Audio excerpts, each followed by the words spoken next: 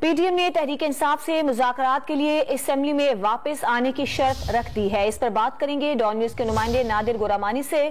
Nadir, PDM की शराइत क्या है? देखिए, पीडीएम तर्जुमान ने डॉन न्यूज से जो बातचीत की है, उन्होंने इस बात की तरदीद की है कि तहरीक इंसाफ से गैर मशरूत मुज़ाकरात किए जा रहे हैं। इस हवाले से उन्होंने तरदीद करते हुए कहा है कि तहरीक इंसाफ के साथ एक ही शर्त पर मुज़ाकरात हो सकते हैं कि वो कौमी असम्बली में वापस आएं और पार्लिमानी जबान इस्तेमाल करें।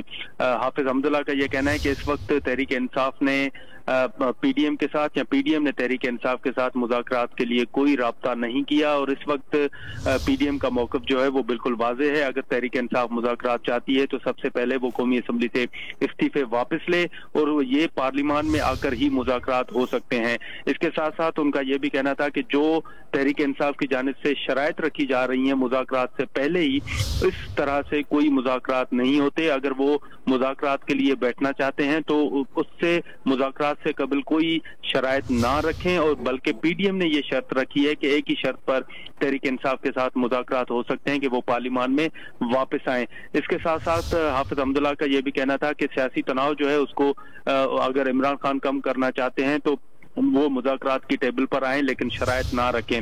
उनका यह भी कहना था कि इस वक्त पंजाब, खैबर पख्तूनख्वा, जीबी और कश्मीर में अगर तहरीक इंसाफ की हुकूमत है, अगर वो चाहते हैं कि वो अपोजिशन में तो है नहीं, पहली बात यह है अगर वो मुज़ाकरात चाहते हैं तो फिर वो शराइत ना रखें या फिर वो इन सूबों में अपनी हुकूमत को कायम रखें और तहरीक इंसाफ के इन मुज़ाकरात के फौरी तौर पर इंतखाबात करवाए जाएं। ताहाल ये मुतालबात नहीं माने जा सकते। अगर मुज़ाकरात चाहते हैं तो वो फिर ऐवान में वापस आएं। बहुत शुक्रिया आपका नादिर गोरामानी।